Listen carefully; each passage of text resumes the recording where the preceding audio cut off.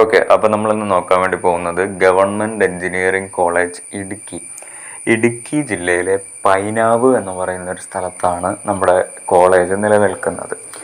കോളേജിലേക്ക് എങ്ങനെ എത്തിപ്പെടാമെന്ന് ചോദിച്ചെങ്കിൽ അത് കൊച്ചി എയർപോർട്ടിൽ നിന്ന് ഏകദേശം 108 കിലോമീറ്റർ ദൂരെയാണ് സ്ഥിതി ചെയ്യുന്നത്. കോട്ടയം റെയിൽവേ സ്റ്റേഷനിൽ നിന്നും 96.7 അഥവാ 100 കിലോമീറ്റർ, ഏകദേശം 100 കിലോമീറ്റർ ദൂരെയാണ് GEC ഇടുക്കി ഉള്ളത്. GEC ബസ് സ്റ്റോപ്പ് ഏകദേശം കോളേജിൽ നിന്നും 800 മീറ്റർ മാത്രം ദൂരെയാണ്. അപ്പോൾ ഈ ഒരു കോളേജിൻ്റെ ഒരു പ്രശ്നം എന്ന് പറയുന്നത് ഇതാണ്: ഇടുക്കി ജില്ലയിലാണ് നിൽക്കുന്നത്. അതുകൊണ്ട് തന്നെ ഇടുക്കി ജില്ലയിൽ എയർപോർട്ടും ഇല്ല, റെയിൽവേയും ഇല്ല. റെയിൽവേ ഇല്ലാത്ത 2 ജില്ലകളാണ് കേരളത്തിലെ വയനാടും ഇടുക്കിയും. ഓക്കെ, അതിലൊന്ന് ഇടുക്കിയാണ്. ആ ഇടുക്കി ജില്ലയിലാണ് ഉള്ളത്. എയർപോർട്ട് ഇവിടെ ഇല്ല. ആകെപ്പാടെ നമുക്ക് റോഡ് മാർഗം മാത്രമേ ഈ ഒരു കോളേജിലേക്ക് എത്താൻ സാധിക്കുകയുള്ളൂ എന്നുള്ളത് ഇതിൻ്റെ ഒരു ചെറിയൊരു ബുദ്ധിമുട്ട് നമ്മളെ തോന്നിപ്പിക്കുന്നുണ്ട്. എങ്കിലും തൊട്ടടുത്ത ജില്ലകളായിട്ടുള്ള കൊച്ചി എയർപോർട്ടുണ്ട്, കോട്ടയം റെയിൽവേ സ്റ്റേഷൻ ഉണ്ട് എന്നുള്ള കാര്യം നിങ്ങൾ ഒന്ന് മനസ്സിലാക്കാം കേട്ടോ. പറയാനാണെങ്കിൽ ഏകദേശം 25 ഏക്കറോളം പരന്നു കിടക്കുന്ന വളരെ സുന്ദരമായൊരു കോളേജാണ് GEC ഇടുക്കി. ഇവിടെയുള്ള അവൈലബിൾ ഫെസിലിറ്റീസ് നിങ്ങൾക്ക് നോക്കാം. ബോയ്സ് ഹോസ്റ്റലുണ്ട്, ഗേൾസ് ഹോസ്റ്റൽ, ലൈബ്രറി എല്ലാം നിങ്ങൾക്ക് കാണാം അല്ലേ. IT ഇൻഫ്രാസ്ട്രക്ചർ ഒക്കെ നിങ്ങൾ വായിച്ചു നോക്കൂ. ഇനി ഇവിടെ നോക്കിയാൽ GEC ഇടുക്കിയിലെ പ്ലേസ്മെൻ്റ് ആണ് നമ്മളിവിടെ നോക്കുന്നത്. നമ്പർ ഓഫ് സ്റ്റുഡൻസ് പ്ലേസ്ഡും ഏത് കമ്പനിയാണെന്നുള്ളതും IBM, TCS ഒക്കെ നിങ്ങൾക്ക് കാണാൻ വേണ്ടി കഴിയും. എല്ലാം നമുക്ക് വായിക്കാൻ സമയമില്ല. നിങ്ങൾ കൃത്യമായിട്ട് നോക്കൂ, എത്ര സ്റ്റുഡൻസ് പ്ലേസ് ആയി എന്നുള്ള ഒരു കാര്യം കൂടെ നമുക്കിവിടെ കാണാൻ വേണ്ടി കഴിയും. GEC ഇടുക്കിയിലെ ടോപ്പ് റിക്രൂട്ടേഴ്സാണ് ഇവരൊക്കെ. പ്രധാനമായിട്ടും വരുന്ന കമ്പനികളാണ് ഇവരൊക്കെ. കൃത്യമായിട്ട് നോക്കുക. എല്ലാം നമ്മൾ വായിച്ച് സമയം കളയുന്നില്ല, നിങ്ങൾ നോക്കുക. നമ്മുടെ കോളേജിൽ ഏതൊക്കെ ഡിപ്പാർട്ട്മെൻറ്റുകളുണ്ട്, ഏതൊക്കെ ബ്രാഞ്ചുകളുണ്ട് എന്ന് ചോദിച്ചാൽ computer science and engineering, information technology IT, electrical and electronics engineering, triple E, electronics and communication engineering, EC, mechanical engineering, ഇത്രയും എഞ്ചിനീയറിംഗ് ബ്രാഞ്ചസ് ആണുള്ളത്.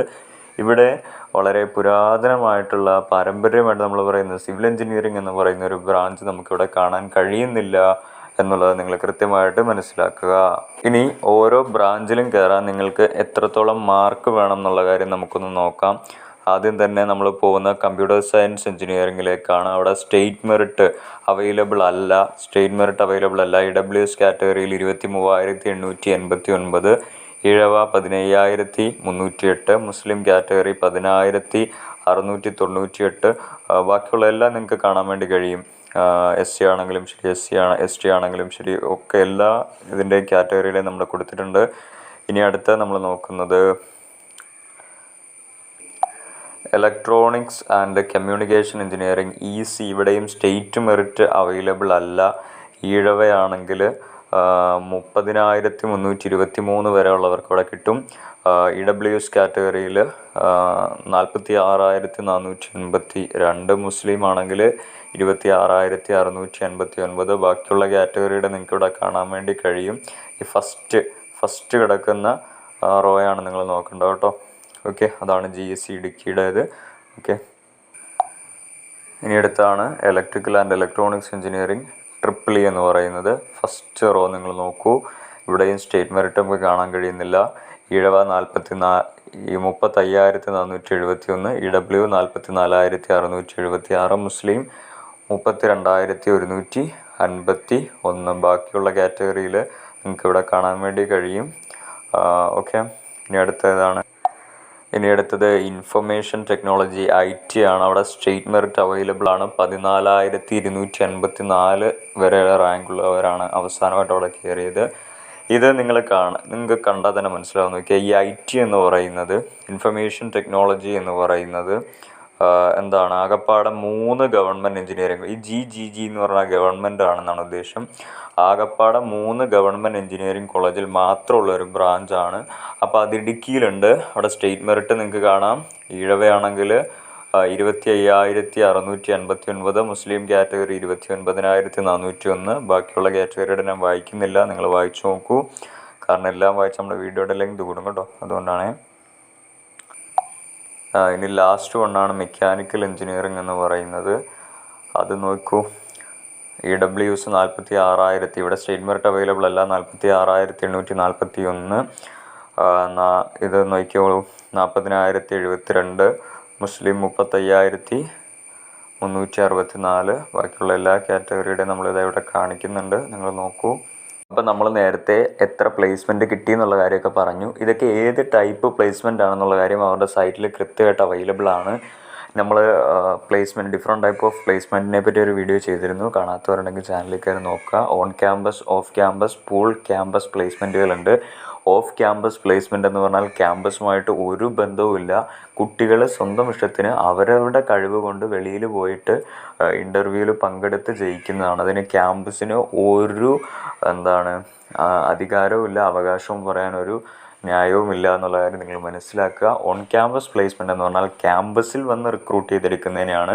അപ്പോൾ GC ഇടുക്കിയിൽ കുട്ടികൾക്ക് ഇത് ഇത്രത്തോളം പ്ലേസ്മെൻറ്റ് കിട്ടിയിട്ടുണ്ട്. അതിൽ എല്ലാം നോക്കിയേ, off campus, off campus, off campus, off campus. ഇവിടെ ഒരു ഓൺ ക്യാമ്പസ് കാണാൻ വേണ്ടി പറ്റി, ഒരു ഓൺ ക്യാമ്പസ് കണ്ടു.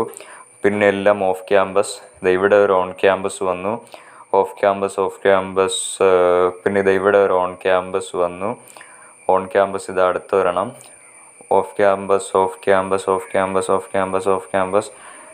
നിങ്ങൾ തന്നെ ഇപ്പോൾ കണ്ടല്ലോ എത്ര ഓൺ ക്യാമ്പസ് ഉണ്ട്. ബാക്കിയുള്ളതെല്ലാം ഓഫ് ക്യാമ്പസ് ആണ്. കൃത്യമായിട്ട് നിങ്ങൾ മനസ്സിലാക്കുക. ഓക്കെ,